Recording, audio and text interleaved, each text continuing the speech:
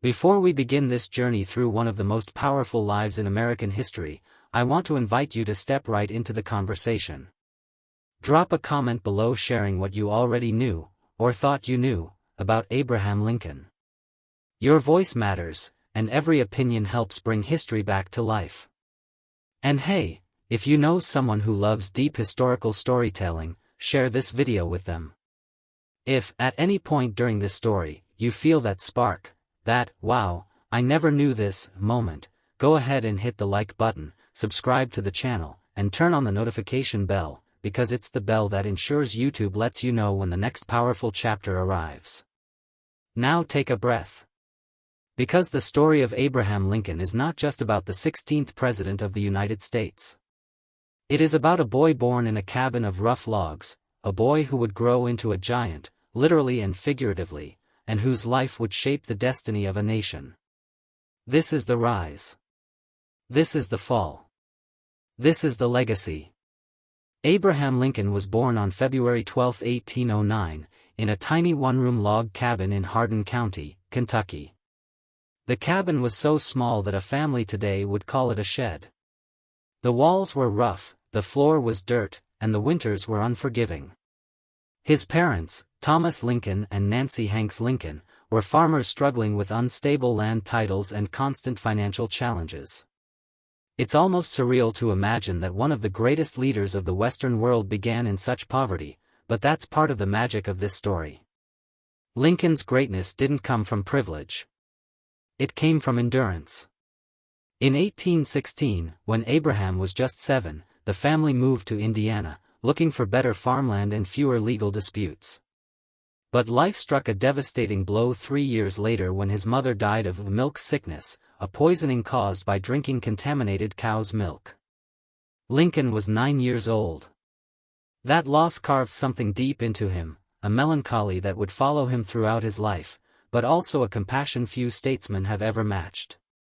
And if this part of the story is surprising you, tell me in the comments, did you know Lincoln endured this kind of childhood? Sharing your thoughts helps create a space where history feels alive again. Lincoln had only about 1 year of formal schooling, scattered across his childhood, in small rural classrooms where students learned the alphabet, basic math, and little more. But Lincoln hungered for knowledge.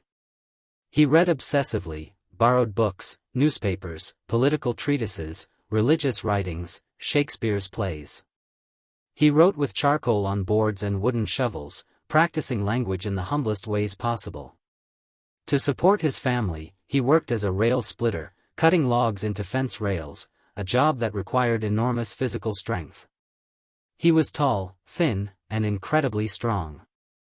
At 6 feet 4 inches, he towered above most men of the era. His long arms and massive hands became legendary. He seemed carved from the frontier itself. But beneath that rugged exterior lived a mind shaped by curiosity, reason, and empathy. Politics came to Lincoln almost naturally. In small frontier towns, he was known for his storytelling skills, his ability to captivate a room, to settle a dispute, to comfort, to inspire. People gravitated toward him. In 1832, at only 23, he ran for the Illinois state legislature. He lost. But Lincoln didn't back down. He took jobs as a store clerk, postmaster, surveyor, and eventually began studying law, entirely on his own. In 1836, he passed the bar exam and became a lawyer. 2 years later, he won a seat in the Illinois legislature. And hey, if you're enjoying this part of the story, take a second to like the video. It might seem like a small action, but it really helps bring this kind of historical storytelling to more people who love it. Lincoln's rise continued steadily through the 1840s. In 1846, he was elected to the U.S. House of Representatives. There, he opposed the Mexican-American War and spoke out against the spread of slavery into new territories. This brings us to the defining shift in his political life, abolitionism. Lincoln did not start as a radical abolitionist. Early in his career, he believed slavery was morally wrong but questioned what the federal government could do to stop it. Over time, however, his views sharpened. He came to see slavery not only as a moral evil but as a violation of the country's founding principles. When Congress passed the Kansas-Nebraska Act in 1854 allowing settlers in new territories to decide whether they would permit slavery, Lincoln returned to politics with a renewed fire. He delivered speeches across Illinois, arguing that slavery should not spread further. In 1858, running for Senate, he faced Stephen A. Douglas in a series of debates that electrified the nation. During one of these debates, he delivered the line that would echo for generations.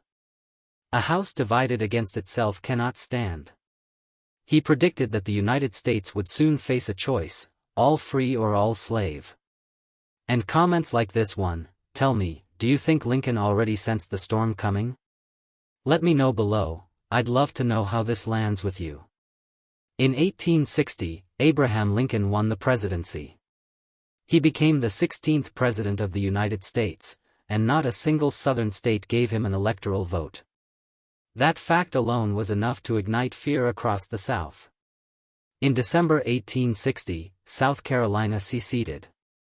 Soon after, 10 more states followed, forming the Confederate States of America, led by Jefferson Davis. Then came April 12, 1861. Confederate forces opened fire on Fort Sumter, in Charleston Harbor. The Civil War, the bloodiest conflict in American history, claiming over 620,000 lives, had begun. Lincoln now stood at the center of a conflict that would test the very soul of the nation. Throughout the early years of the war, Lincoln wrestled not just with military strategy, but with the meaning of the war itself. Should the goal be to save the Union alone? Or to destroy slavery forever? His answer came on January 1, 1863, when he issued the Emancipation Proclamation, declaring the enslaved people in Confederate states legally free. The war was no longer only about preserving the Union, it was a war for human freedom. Over 180,000 black men would go on to serve in the Union Army, fighting for a liberty they had been denied for generations. By April 1865, the Confederacy was collapsing. On April 9, Confederate General Robert E. Lee surrendered to Union General Ulysses South Grant at Appomattox Courthouse. The war was effectively over. Lincoln looked toward the future, a future of healing, rebuilding, forgiveness, and unity. But that future would never come for him. On the night of April 14, 1865, Lincoln attended a performance of Our American Cousin at Ford's Theater in Washington, D.C. At 10:15 p.m., the actor John Wilkes Booth, a Southern sympathizer, slipped into the presidential box and shot Lincoln in the back of the head. Lincoln was carried across the street to a boarding house, where he died the next morning, April 15, at the age of 56. Millions mourned. People lined railroad tracks for miles as his funeral train crossed the country. The president who had saved the Union, who had ended slavery, was gone. Today, Abraham Lincoln stands as one of the most influential leaders in human history. His legacy is not just carved in marble in Washington, D.C., but etched into the moral foundation of the United States. He rose from nothing, literal poverty, to become the man who held the country together when everything was falling apart. He faced decisions no president before or after him has ever had to face. And he paid for his convictions with his life. If this story moved you, if it helped you see Lincoln as a real human being, not just a chapter in a textbook, take just a second to like this video, subscribe, and turn on the notification bell, because the bell is what ensures you won't miss the next powerful chapter we uncover. And if you know someone who needs to hear this story, share it with them. Spread history. Spread knowledge. Spread truth.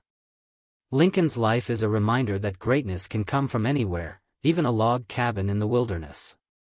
And that a single life, lived with courage, can change the course of a nation.